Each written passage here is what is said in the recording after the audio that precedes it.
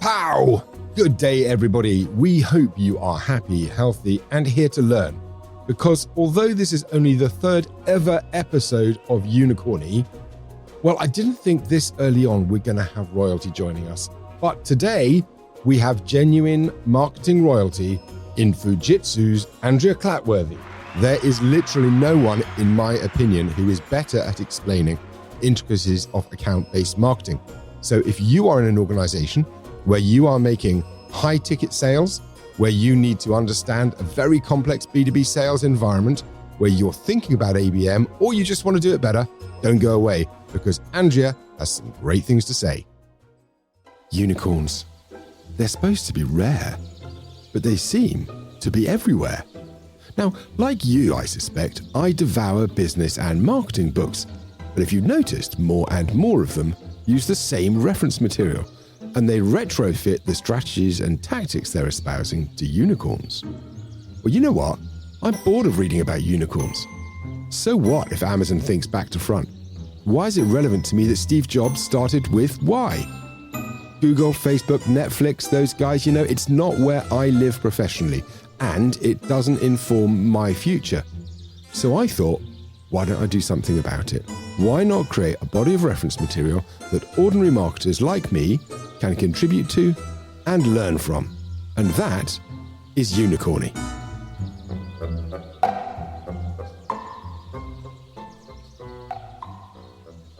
Welcome back to another episode of Unicorny, and have we got a special show for you today.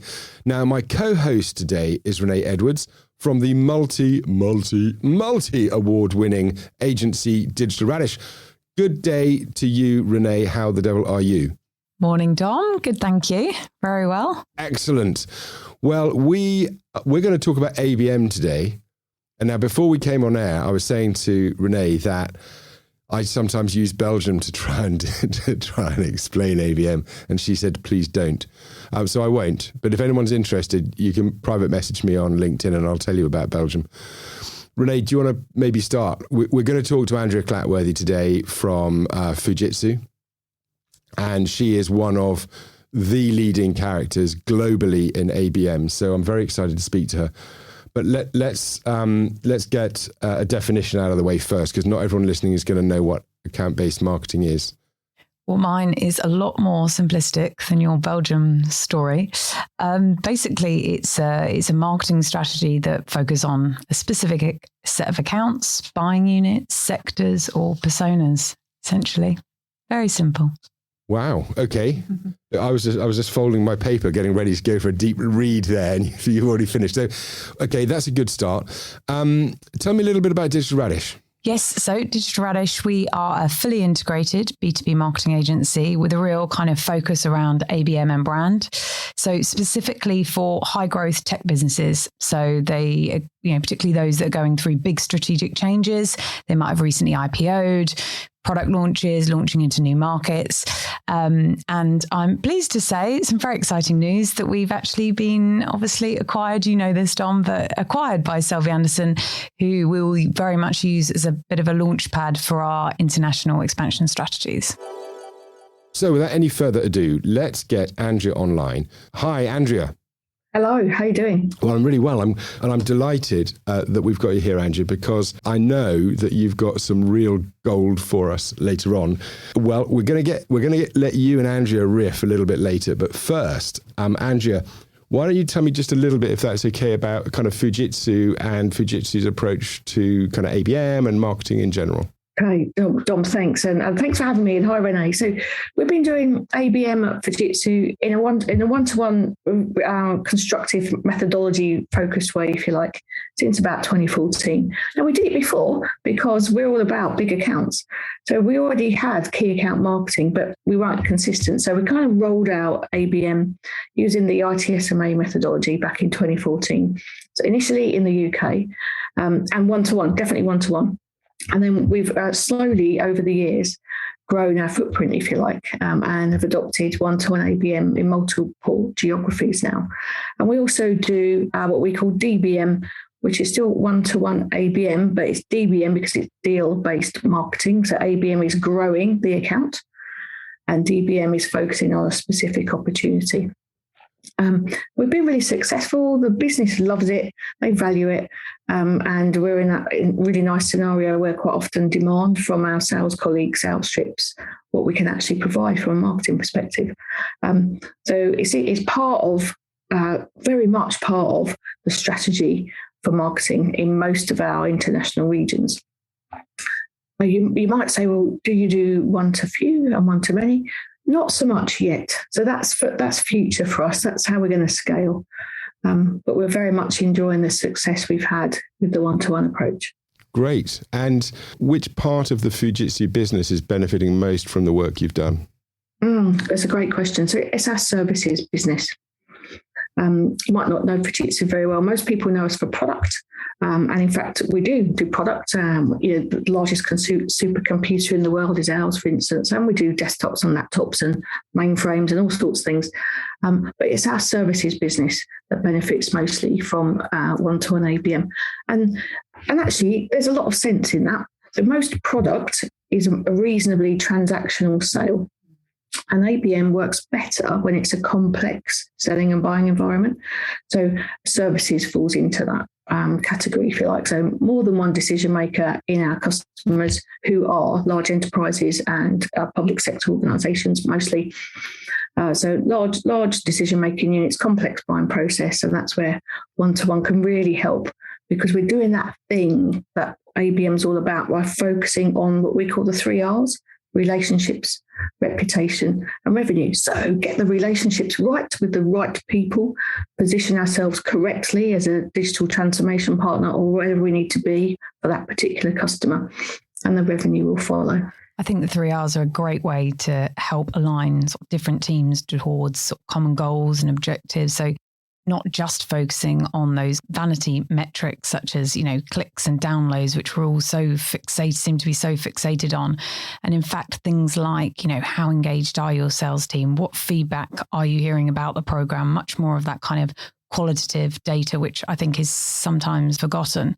Andrea, just talking about sort of sales teams, it's no surprise that, the biggest pitfall that we see at Digital Radish here is within account-based marketing programs, that alignment between sales and marketing. And when I think about the most successful sales and marketing relationships, it's when they have true respect and trust in one another. We're also seeing things like, which I think will help move the dial a little bit more around kind of that CRO role, Chief Revenue Officer, so straddling both sales and marketing team, which I think is certainly helping to align sort of focus and efforts in pulling in one specific direction. What would you say makes a successful relationship in Fujitsu? Oh, great question. And I think there's two sets of relationships that we're potentially talking about here. We've got the relationship between sales and marketing, so internal relationships. And then the relationships that we're measuring with the 3 R's are between Fujitsu and the customer. So take the first one first, so the internal one. Sales and marketing have got to work together for this to work. So if they're working separately, if they're working in silos, then ABM is not so successful, and you could probably argue that it doesn't work at all. So getting that right is really important. So that means when you're thinking about selecting your accounts and assigning an ABMer to work really closely with an account team to almost become part of the account team, then that chemistry piece with the people elements is really important. And then build the trust. You used a great word there, and I totally agree that relationships, human being to human being, aren't necessarily just focused in the workplace, but you've got to start there probably, and especially now when people are not necessarily co-locating in the same office, for instance. But we're all very familiar with working from home because we've been forced to. But increasingly, that's a model that we're going to have to adopt to and find ways to cope with. Yeah, 100%. So getting that bit right is really important. But that internal, I call it the chemistry. Yeah, and it's interesting. I think certainly when we kind of first started ABM, there was kind of this big thing that you had to have kind of SLAs between you and the sales team, and that was the only way that it was going to make it work. I'm assuming you don't have those in place, Andrea. No, we don't. But we do make sure that the ABMer is part of the account team and is a valued member of the account team. So bringing value. And so although we don't have SLAs, we do have some things that we recommend ABMers don't do. So they're not the admin person for the account, for example. They're not the bag carrier. It's a peer relationship. A great ABM, a great marketeer, can absolutely operate as a peer with the other members of the account team, and we encourage people to do that. Yes, that chemistry piece is just so important. I think some of the best sales and marketing relationships go beyond work and have a proper partnership, a friendship almost. And I think something we found really successful, less so maybe for strategic accounts, but more for that kind of one-to-few, one-to-many approach, is the dedicated SDR who potentially would report into marketing, the middleman, if you like, who's kind of constantly looking for new contacts to enter the program, book meetings, dealing with follow-ups. It also means that this dedicated account can pick up on the slack when your sales teams might be focusing on that kind of end of month, where we found sometimes where they kind of go a little bit AWOL. You've constantly got somebody just dedicated to kind of working those contacts and those leads all the way through. And I'd love to know what the setup is like at Fujitsu. Well, I think we're doing one-to-one. So mostly these accounts have got an account team on them, which includes sellers. So I'm using sales and account leaders in slightly the same terms there. It's a bit confusing, so apologies for that. So typically an account team will have an account manager or client exec or whatever you want to call them, so the leader and the person that ultimately owns the P&L for that account. And that account leader will have a team of people which will include sellers and architects and subject matter experts and consultants and things. And in our organisation, those people report up into the leadership of that business area, be it public sector or private sector, or perhaps a country in a smaller country. So pretty senior, I would say, if that answers your question. Yes, that does. Thank you.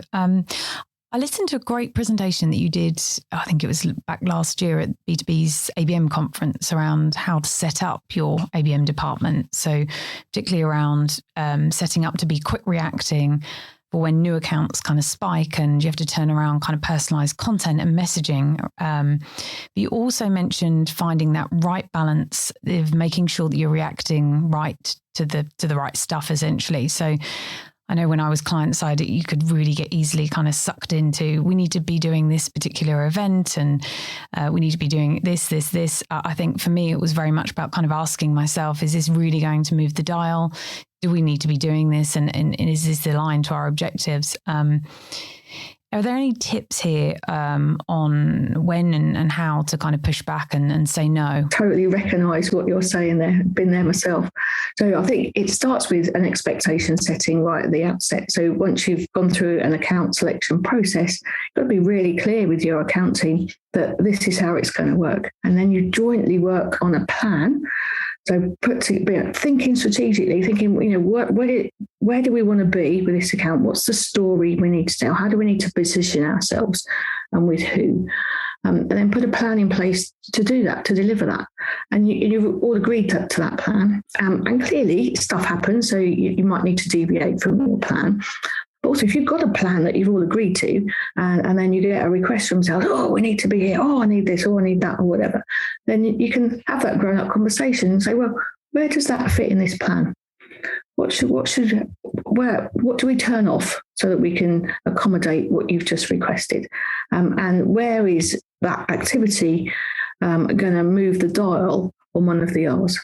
And if you've done that from the outset, then it makes it a really grown-up conversation, really. Andrea, we mentioned the 3 R's a short while ago: reputation, relationship, and revenue.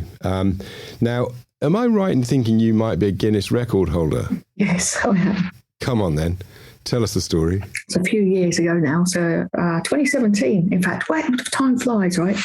So one of the things that I put in place in 2014 when we rolled out this ABM approach is to recognizing that not all customers are equal, obviously, but also recognizing that we as a company ran some big things, big events, if you like. So we had a big event twice a year, once in Tokyo and once in Munich, which we call Fujitsu Forum. So conference and exhibition, 2-day thing, lots of stuff for customers to see, do, hear, etc. And for our VIP, so my ABM accounts, I ran on day 0, so the evening before the full event, a dinner. So nice senior networking, white glove treatment, all that stuff, really lovely. And it was working really well established. And this particular year, 2017, the theme of the event of Fujitsu Forum was digital co-creation. Now, in the past, previous dinners, I'd had, an inspirational after dinner speaker and that sort of thing. We're used to this format, aren't we? I was thinking, how do I get the idea of digital transformation across to our audience? Very senior people go to loads of dinners. How many do they remember? Was one of my starting points. So 2 things: make it memorable, and evidence in some way this digital co-creation concept. So I worked with a very small agency called Pepperly, great agency, and we came up with this idea to, at the dinner, not just have an after-dinner speaker, in fact, not have an after-dinner speaker, but to attempt a Guinness World Record. And so it's 6 months planning on this, right? So but part of how I wanted it to run was that our customers, our VIPs that we were inviting, didn't know they were going to do that. They just thought they were coming to a lovely dinner, really lovely venue. It's the BMW Museum in Munich. Awesome venue if you ever, it's just as a museum, but also as a venue for an event. So we found this great place. They were very happy to come. We were slightly oversubscribed, which gave me a little bit of a heart flutter because, oh my God, how am I going to run this Guinness World Record with more people? Anyway, sorted that out. So they all came to this dinner. We had the Guinness World Record people there who ran the thing for us, and they were brilliant. We created a brand new Guinness World Record, and it's the largest tablet computer mosaic. And in order for us to do that, we had to have 220 tablets, our technology as it happened. So think iPad, but with a Fujitsu logo on. And they needed to be in a grid, a mosaic, and they had to have a joined up image running across all of those pieces of the picture to run for at least 90 seconds. And we just did a beautiful image and with really loud music and all sorts of things.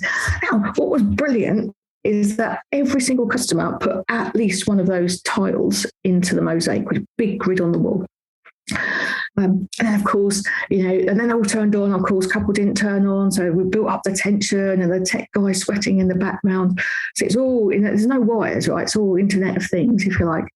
And then, they came into life, and then we did a countdown and pressed the button, and this big picture went, and all this noise, and it was brilliant. Everyone was into it. The tension in the room, and then the relief when it worked, and the euphoria, if you like, was fantastic. Everyone's tweeting, people taking pictures.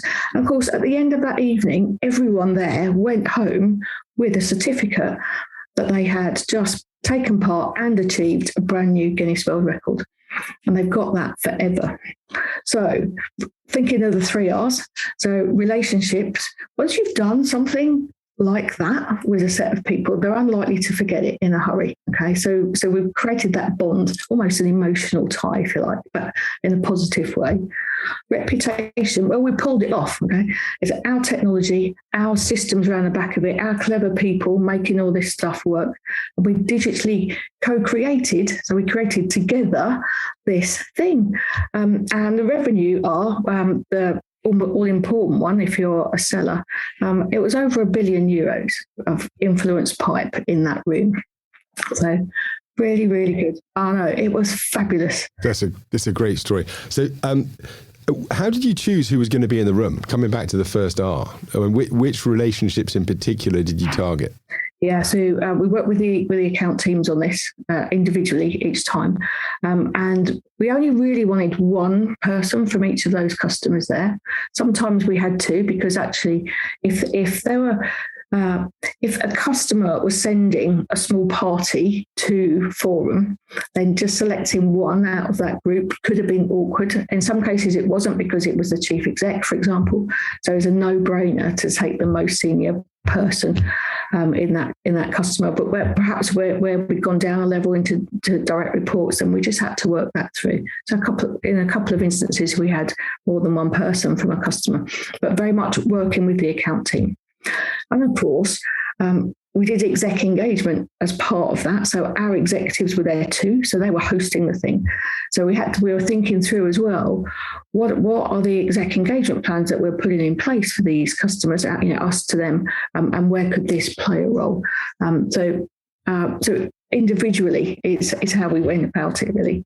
I think what's interesting here, Renee, you may have some experience, you want to chime in as well, is that the comments you're making about relationships are coming from human beings and their knowledge of relationships, not necessarily data, because there's been this big movement about account selection and intent data and other kind of data tools. Do you use those, or do you rely very much on humans? And Renee, I'd love to hear your experience in this area too. We do use it, but more in the one-to-few space, one-to-many. But for these big accounts where we're looking at multi-year relationships, we're looking to upsell and cross-sell, but that's not what we would say to a customer. Obviously, we're looking at ways in which we can help them and encourage them to buy the help from us rather than a competitor. So those relationships are between the account team members, our executives, and our people that deliver for those customers. So there's multi-layer engagement throughout the teams from Fujitsu that work with the customer, and of course on the customer side too. Yes, agreed. I think particularly when doing strategic accounts, there's the reliance upon sort of sales insight is absolutely imperative. I think there's too often much reliance on things like intent data as for me, it's a bit more of a nice to have rather than the holy grail in your account selection. And as you say, Andrea, I think great for a one-to-few and one-to-many strategy. Yeah, I think it's great if you're looking to select a target group, for example. Okay. So coming back to the theme of the podcast and the people who are listening, who probably aren't doing ABM already, because ABM's kind of been the preserver of big organizations because it's big, right? ABM's big. So you may think, but I know also, Andrea, because I've seen you talk also at events where you talk about that ABM doesn't always have to be massive budget. Can you talk to that a little bit? Because I think the people listening probably won't have massive budgets. How can they get involved in this kind of one-to-one or one-to-few activity that you guys use? So there's a few things you can do that don't cost anything. So especially with existing customers, much easier to do this with existing customers. So for instance, you could take a customer down the advocacy route. So a really clever thing to do is to perhaps write a case study of what you've done with a customer previously. And then, of course, you've got to engage with your customer in a non-selling way so that they approve it.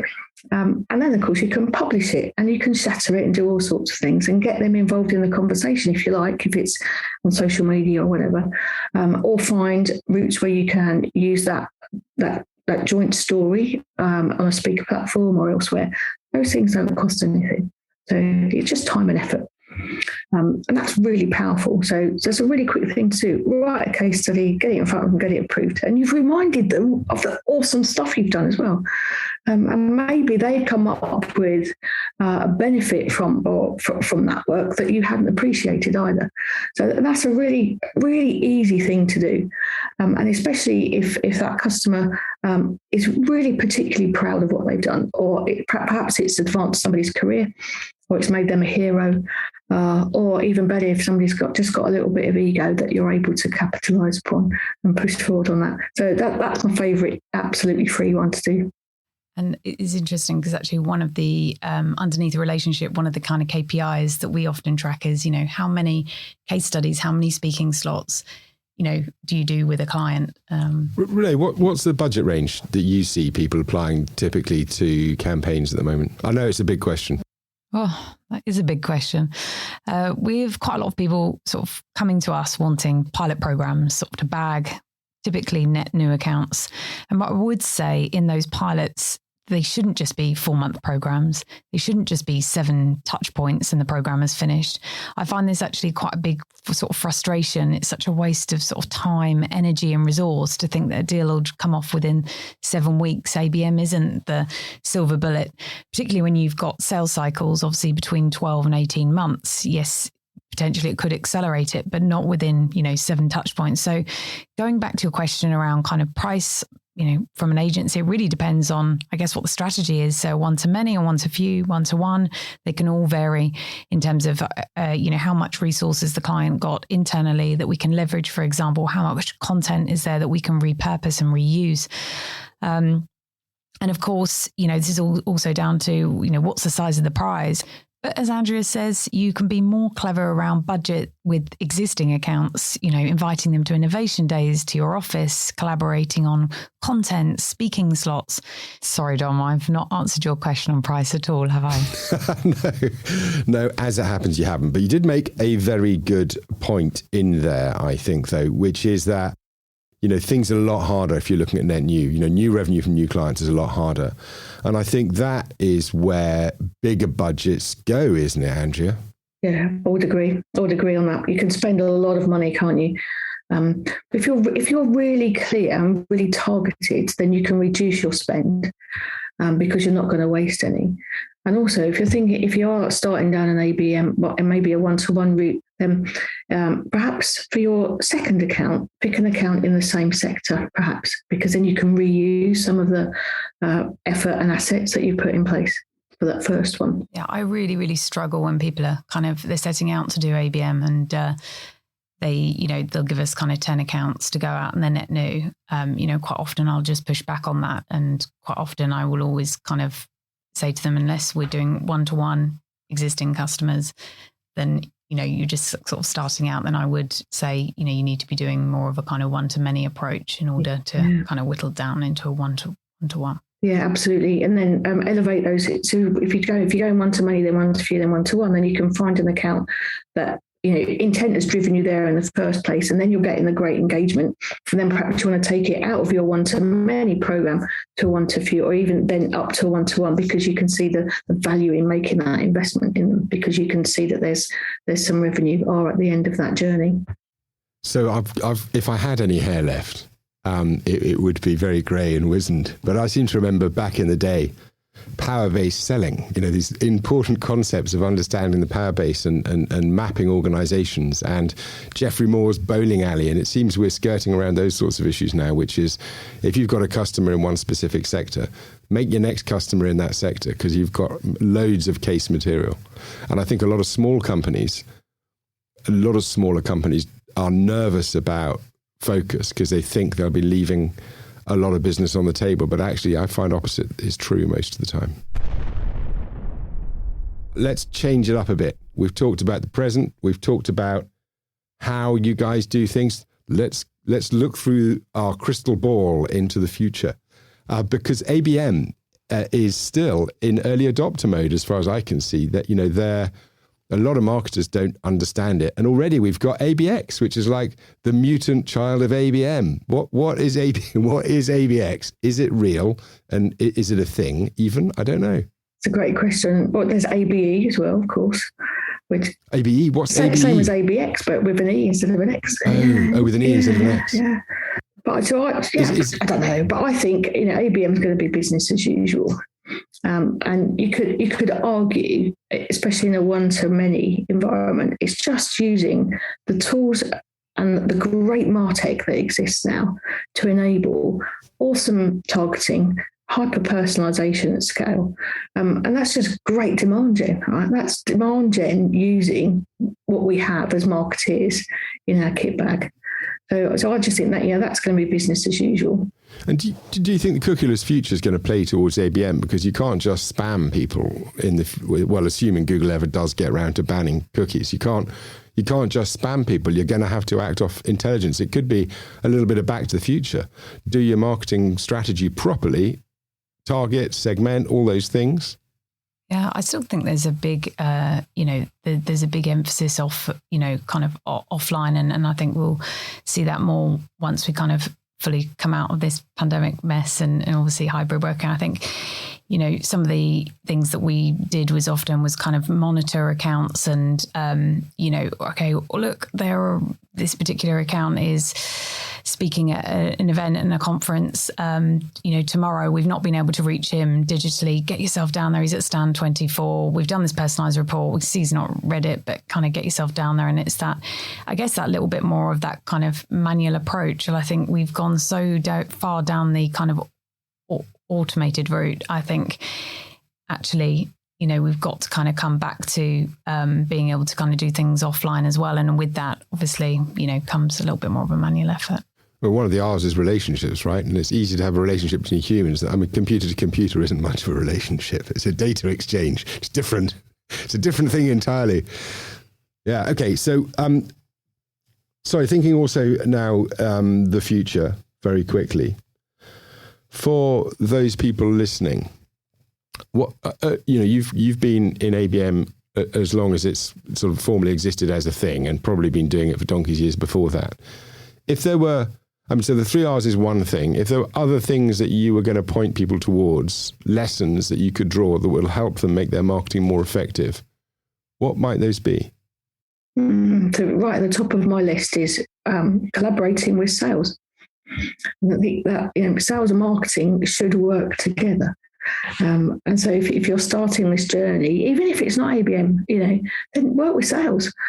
We're buddies. It shouldn't be siloed.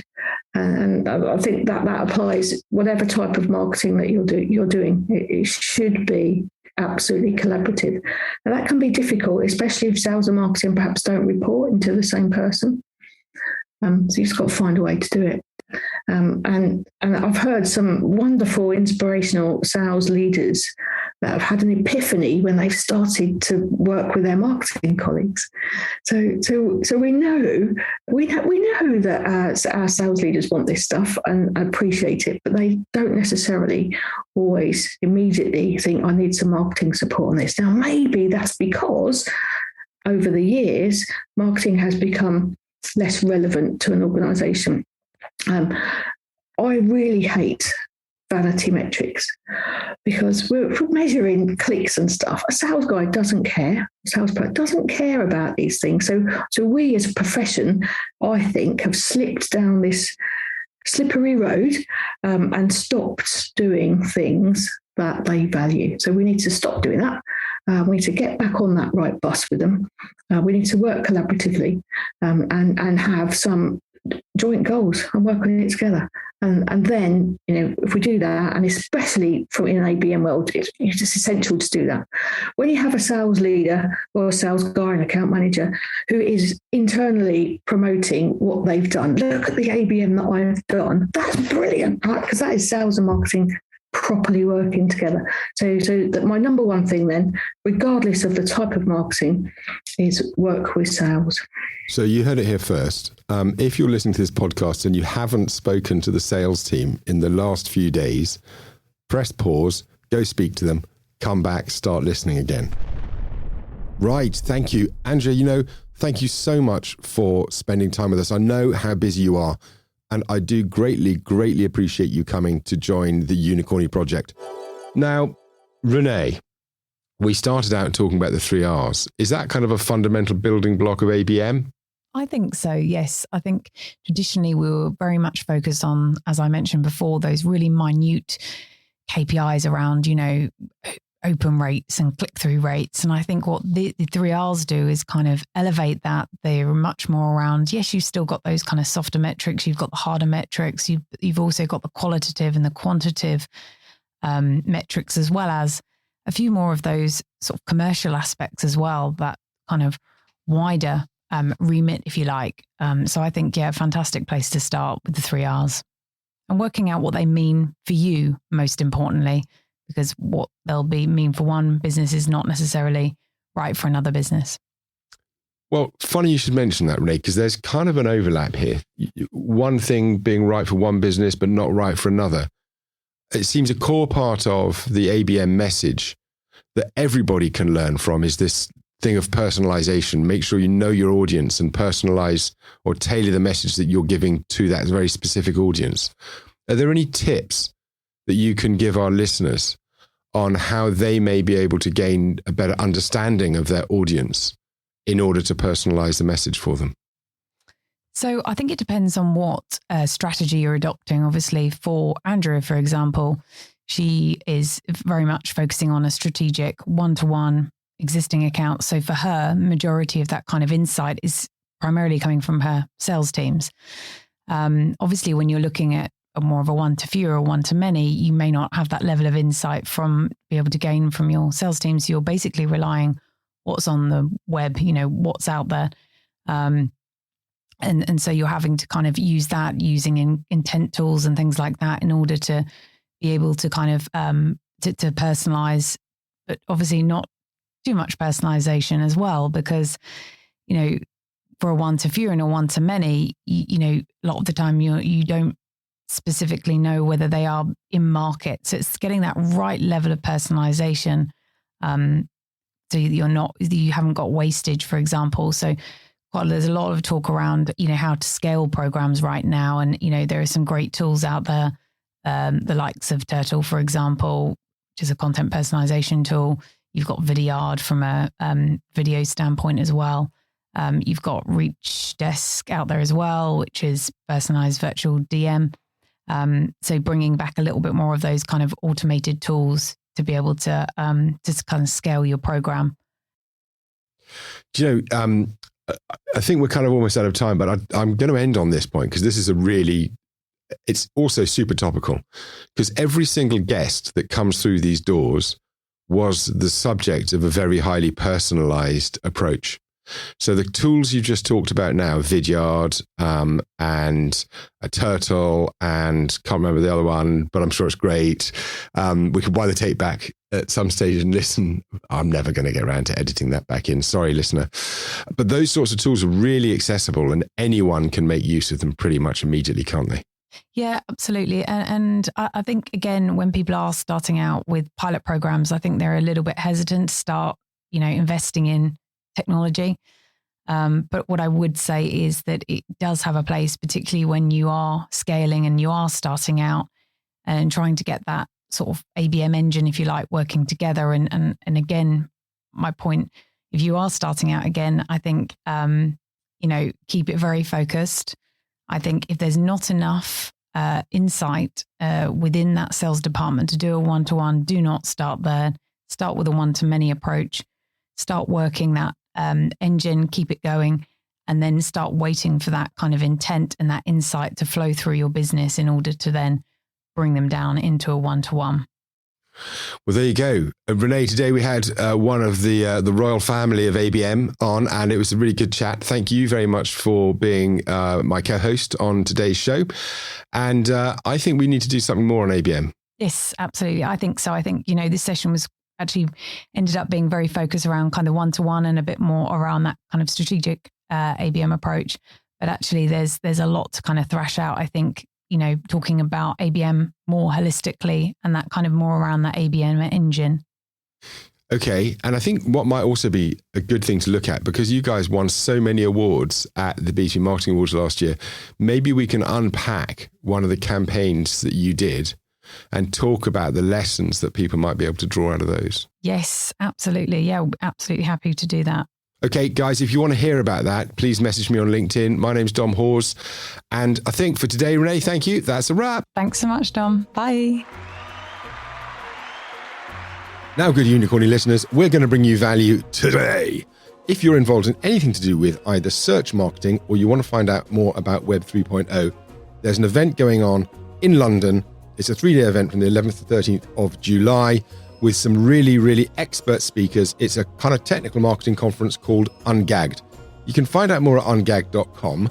If you want to go, as a Unicorny listener, we're going to give you 25% off a pass there. All you need to do is write Unicorny22, that's all lowercase, Unicorny22, as your code in the checkout, and you will get 25% off.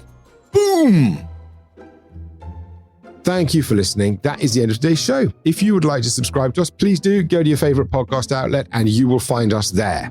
If you want to be on the show, my name is Dom Hawes. Look me up on LinkedIn, connect, and I would love to talk to you. This show is put together by Selby Anderson. We find and unlock hidden value. and the show's recorded at Turnmill Studios, which you can find at turnmillstudios.co.uk. See you next time.